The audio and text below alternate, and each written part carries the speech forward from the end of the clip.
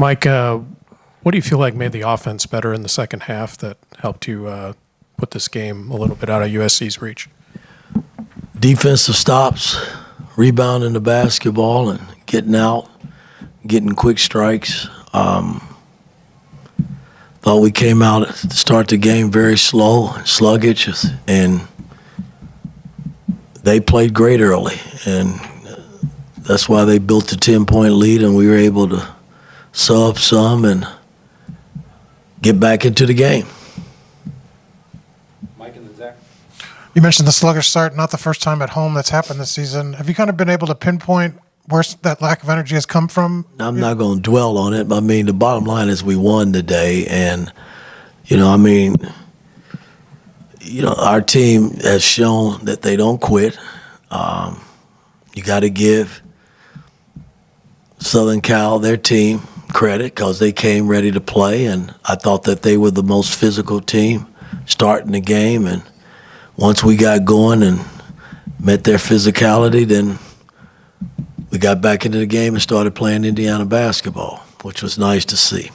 Zach and then Robbie. Mike, I recognize it's not by choice necessarily with Malik out, but does the success offensively of some of these lineups that only have kind of one player who is truly kind of a back-to-the-basket post player give you any food for thought with the way that a guy like Luke is shooting the ball, the space it gives your guards, things like that? Well, it gives us better space, but make no mistake about it, Malik is a big part of what we do. So, he's not going anywhere. Robbie, then Daniel. Yeah, Coach, your next 11 games, all quad one opponents all in a row. Are there 3 or 4 things you look at that you feel you guys need to do well to have a good stretch in that time? Iowa's the next team up. I'm not looking at the 11 games. I'm looking at Iowa. They're next on our list, in terms of who we got to play. And they're well coached. They won a big game the other night coming from behind, and you're going to have to go down there and play for 40 minutes to beat Iowa. I mean, that's just how good they are at home. Daniel and Zach. Yeah, on Umar, I want to say he's averaging like 22 and 11 over the last 3. Is that as easy as matchups? Is it Malik being out? What do you kind of attribute that to? He's playing better. He's gotten better. We're featuring him. He's a big piece to the puzzle. That's why we brought him here to play center for us. No, he's played well, and he's going to have to continue to play well the rest of the way through the Big Ten because teams are going to force him to play. Zach and then Mike. Coach, earlier this year you said you didn't know what your identity was, and then tonight you just said playing Indiana basketball got you guys back into this game. So what is Indiana basketball right now? Well, when we're scrappy and defending and rebounding the ball as a unit and able to get out and play a little faster instead of staying in the half-court game, that's Indiana basketball. And we've had some glimpses of it off and on. I thought these last 3-4 games we're playing much better now, shooting the ball better from the three-point line. We didn't shoot it well tonight, but we had good looks, and we got to continue to take those shots when we have them. Mike and then Jack. Yeah, Coach, at the 12-minute mark of the first half, you called a timeout, and it seemed like after you guys came out of that, Miles and Trey were trying to get to the rim on almost every possession. Is that something that you saw that needed to happen to adjust to USC's defense? No, we ran a few plays that kind of opened it up a little bit that we had just put in, today, and they executed it well. I mean, Gallo got a layup, Balogun got a dunk off of it. So, I mean, execution out of a timeout is critical. I didn't like the last timeout I called, and Gallo threw the ball away on the inbound pass. We got to be more sharper in that regard. Jack and then Jim.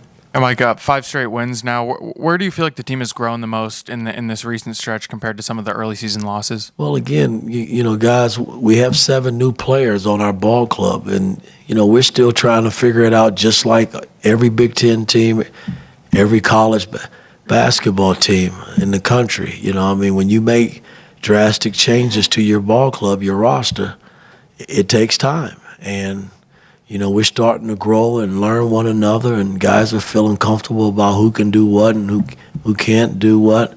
So, it makes it a big difference. But we still got a long way to go, and we're still growing. Jim and then Lou.